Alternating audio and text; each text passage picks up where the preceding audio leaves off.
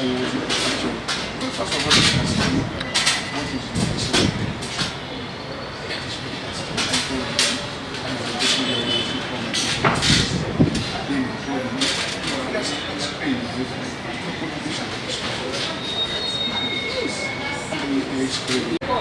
when someone asks what is the reputation of Council Majority, at least we have 5 copies. Yes,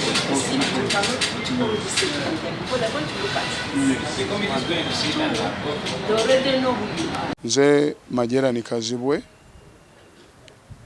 munamateeka wa National Unity Platform mu region ya Greater Masaka, era nga omu ku beesimbyewo okuvuganya ku kifo ky'omubaka wa Parliament owa Bukoto Central Constituency mu district e Masaka. Ndi wano nga ndeese okujulira oba kye tuyita appeal nga bannabukoto Central bammemba ba National Unity Platform bonna aba Bukoto Central nga tebeetemyemu baatudde nga bamaze okuwulira n'okulaba ebyavudde mu kakiiko akasunsula nga balina obunyiikaavu n'okwemulugunya okw'amaanyi ddala.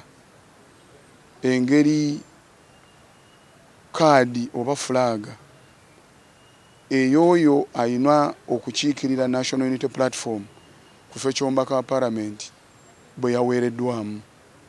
Era mu bunyiikaavu obwo obw'ekitalo ennyo nga bo bennyini bannannyini buyinza era bakama baffe ne bansaba ng'oyo omu gwe badde basuubira nti yalina ebisaanyizo byonna ebituukiridde ebisaanidde okubeera omubaka waabwe ku bendera eya National Unity Platform, ne bansaba tukole okujulira. Era nzize wano mu linnya lya bannabukoto Central okujulira ku lwabwe nga bantumye nti tuteekemu okujulira okwo akakiiko akakola ku kunoonyereza kye bayita gurawundi amaanyi g'abantu kasituke kave Kampala bukolokolo kagende katuule n'abantu aba Bukoto Central.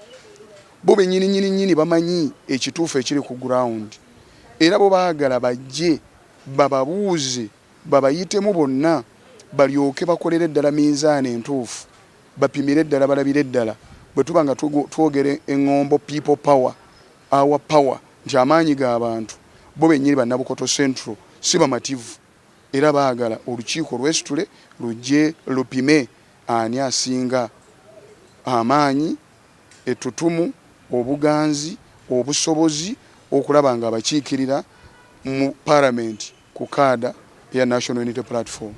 Yensonga lwaki ndi wano mu nkola ey'amateeka ffe gye tugoberera kubanga tuli bagondevu oba abantu abagoberera amateeka.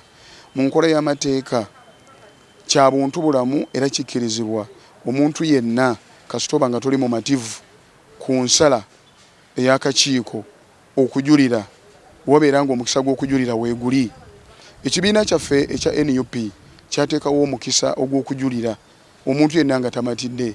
Y'ensonga lwaki ffe tugambye nti katugoberere emitendera gyonna egyateekebwawo ekibiina kyaffe kye twagala ennyo era tuzze tugoberere emitendera egyo nga tetwagadde kuyita manju. So mugoberera emitendera gino tusaba ekibiina kyaffe kino kiddemu kyekenneenye era kyetegereze ebyo byonna ebisobyo oba mistake ezaakoleddwa kubanga tukimanyi kana akakiiko kaliko abantu bakola ensobi era abantu bulijjo beenenya. Ffe tukimanyi bulungi nnyo nti olukiiko luno lukyasobola okuddamu okwekenneenya. Oluusi luyinza okuba nga lwayanguwa oba ne lufuna amawulire agatali matuufu naye kati tusaba luddemu buto lubikkule fayiro zonna lwekenneenye era lujje ku gurawundi luwulire eddala eddoboozi ly'abantu mu nkola eya people power kye bagamba. Bino ebyaliwo mu kulonda okwa local government ogaba kaadi, yes mulimu abeemulugunya era ddala amazima ne gavaayo olukiiko ne lutunuulira amazima era ne luddamu ne lwekenneenya ne luzuula nti waliwo lwakola ensobi era ne lukyusa ebyali birangiriddwa okusooka. Tulina essuubi ddene nnyo nti mu Bukoto Central constituency emu yokka mu Masaka district ebadde esigadde nga terina mubaka wa NUP yankizo nnyo eri pulezidenti waffe Robert Kyagulanyi Ssentamu, era nga tumusaba ng'alaba amawulire gano ye kennyini ayingire mu nsonga eno. Constituency eyo yankizo nnyo, ajje ne ttiimu ye oba asindika ettiimu ye eddemu yeekenneenye buli kimu. Tukimanyi bulungi nnyo nti ono munnaffe tubadde naye akaseera katono nnyo kubanga abadde akyali mupya mu NUP. Mu kalulu ka 2021 yali wa NRM. Ekyo tekiriiko kubuusabuusa era abantu bonna bakimanyi. Owa NRM kakongoliro era yali muyambi wa former vice president Oweekitiibwa Ssekandi, yali muyambi we. So abantu beebuuza nti omuntu eyakayingira mu NUP atannaba wadde okubugumya embooge ayinza atya okuba nga ate aweereddwa kaadi. Ekyo tukiraba ng'ensobi eyinza okuba yakoleddwa.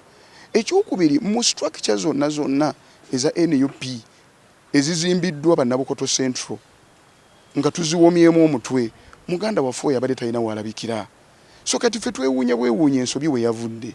So y'ensonga lwaki tusuubira nese kusuubira yenna nti olukiiko lugenda kuzuulira ddala amazima, amaanyi g'abantu gabeerenga gaweebwa ekitiibwa.